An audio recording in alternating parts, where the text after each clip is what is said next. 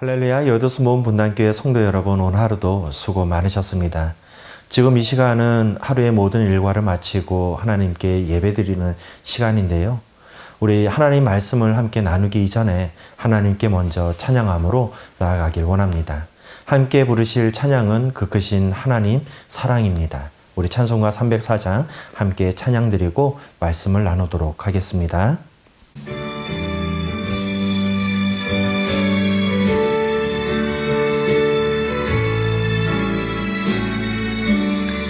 그 크신 하나님의 사랑 말로 다 영영 못하네.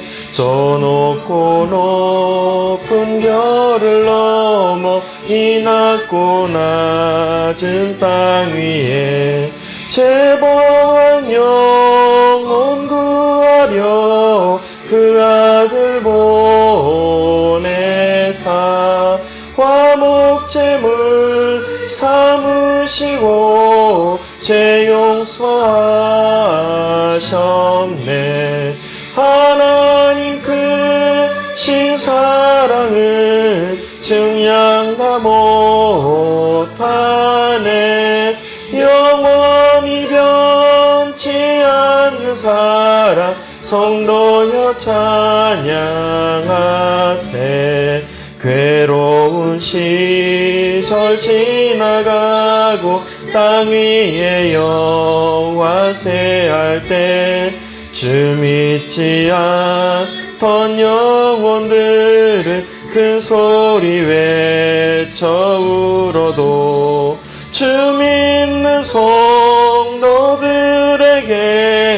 그 사랑 베푸사 우리의 죄 사했으니 그 은혜 잊을까. 하나님 크신 사랑은 증량 다 못하네. 영원히 변치 않는 사랑 성도여 찬양하세.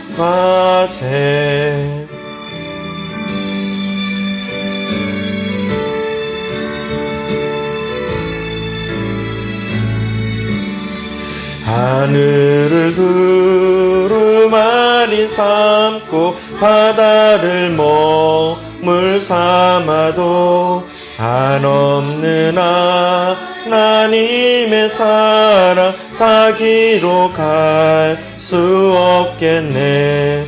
하나님의 크신 사랑 그 어찌 다 쓸까. 저 하늘로 비싸도 채우지 못하리. 하나님 크신 사랑은 증량 다 못하네. 영원히 변치 않는 사랑 성도여 찬양하세.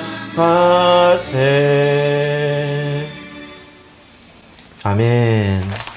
우리 함께 말씀 한 구절 보겠습니다. 요한복음 11장 41절 말씀입니다. 우리 다 함께 요한복음 11장 41절 말씀 함께 봉독하시겠습니다. 돌을 옮겨 놓으니 예수께서 눈을 들어 우러러 보시고 이르시되 아버지여 내 말을 들으신 것을 감사하나이다. 아멘. 사람은 누구나 행복을 꿈꾸며 삶을 살아가고 있습니다. 하지만 우리는 우리가 꿈꾸는 대로 매일같이 행복한 삶을 살아갈 수 있는 것은 아닌데요. 왜냐하면 우리가 인생을 살아가다 보면 크고 작은 고난을 만나기 때문입니다. 우리가 만나는 고난 중에 우리가 감당할 수 있는 고난을 만나게 된다면 그렇게 큰 문제가 되지는 않을 것입니다. 하지만 우리가 인생을 살아가다 보면 우리가 도저히 감당할 수 없는 그런 고난도 만나게 된다라는 것입니다. 이러한 고난을 만나게 될 때 우리는 낙심하게 되고 또 절망하게 되고 근심하게 되고 걱정을 하게 되는 것입니다. 그런데 성경 말씀을 보니 예수님께서는 우리에게 성경 말씀을 통해 이렇게 말씀하고 계시는데요. 요한복음 14장 1절 말씀입니다. 너희는 마음에 근심하지 말라. 하나님을 믿으니 또 나를 믿으라. 예수님께서는 왜 근심하지 말라고 말씀하고 계시는 것일까요? 그것은 바로 하나님께서 문제보다 크시기 때문에 우리를 보고 근심하지 말라고 말씀하고 있는 것입니다. 하나님께서는 또한 우리에게 이렇게 말씀하고 계십니다.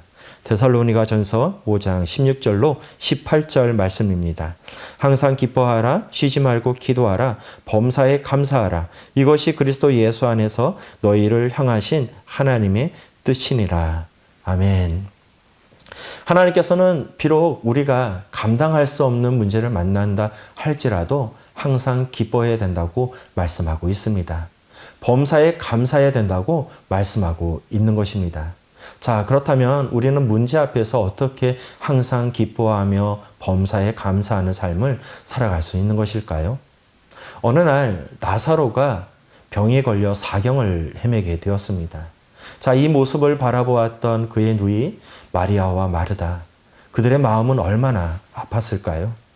사랑하는 오빠가 병에 걸려 사경을 헤매고 있는데 그 누이들은 할 수 있는 것이 그렇게 많지 않았다라는 것입니다. 마리아와 마르다는 서둘러 사람을 예수님께 보내어 나사로가 아프다는 소식을 알리게 되는데요.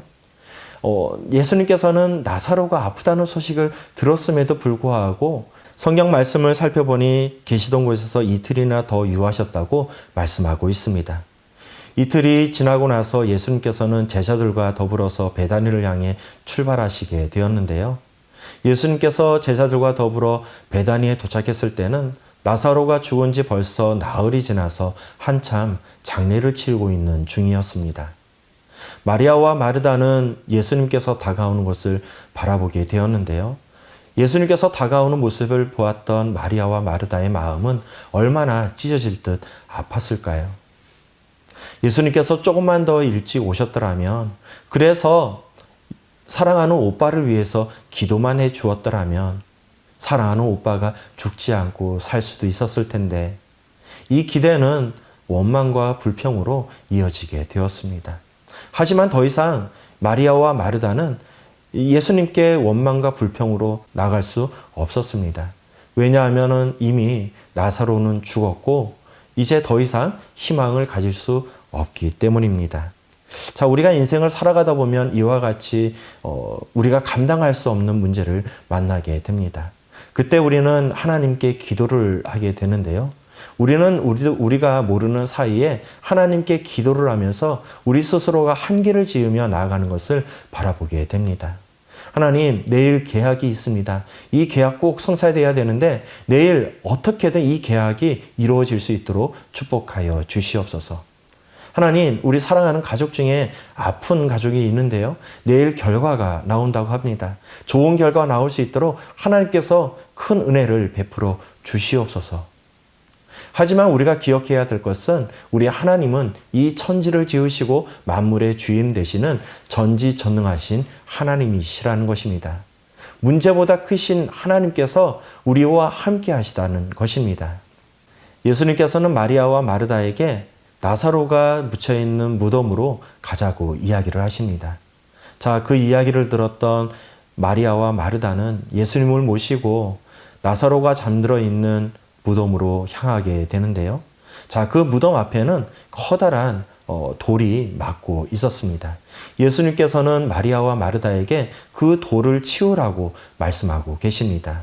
그 말씀에 순종하며 마리아와 마르다가 돌을 치웠을 때 예수님께서는 큰 소리로 이렇게 선포를 하십니다. 나사로야, 나오너라.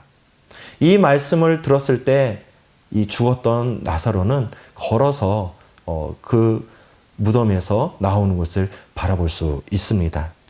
자, 우리가 짓는 한계에 그 한계의 돌을 옮겨 놓아야 하는 것입니다.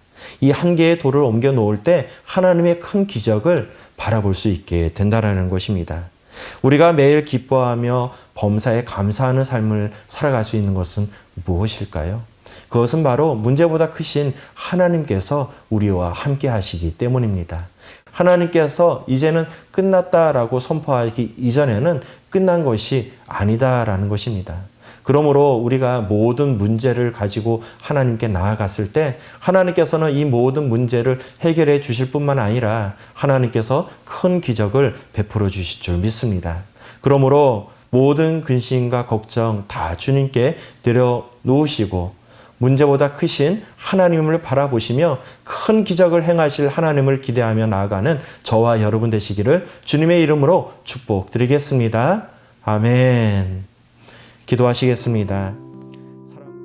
사랑과 은혜가 충만하신 거룩하신 아버지 하나님, 매일 우리와 함께 동행하여 주시니 감사합니다. 우리가 인생을 살아가다 보니 크고 작은 많은 문제를 만나게 됩니다. 이런 문제를 만날 때마다 우리는 애간장을 태우고 어찌할 바를 몰라 당황하게 됩니다. 우리에게 지혜를 더하여 주시옵소서. 우리에게 세상이 감당할 수 없는 믿음을 더하여 주시옵소서. 그래서 문제보다 크신 하나님을 바라보게 하여 주시옵고 또 오직 믿음으로 승리하는 우리가 되게 하여 주시옵소서. 하나님께서는 이 세상을 창조하시고 이 세상을 다스리시는 전지전능하신 분이십니다. 하나님께서 이루고자 하신다면 이루지 못할 것이 없음을 다시 한번 고백하게 됩니다. 홍해 바다를 가르시고 불기둥으로 구름 기둥으로 인도하신 하나님, 우리의 삶을 이끌어 주시옵고 우리와 늘 함께하여 주시옵소서. 인생의 모든 문제를 주님께 맡기오니 주님께서 친히 해결하여 주시옵소서. 이 모든 기도 우리를 죄에서 구원하신 우리 주 예수 그리스도의 이름으로 기도드리옵나이다. 아멘.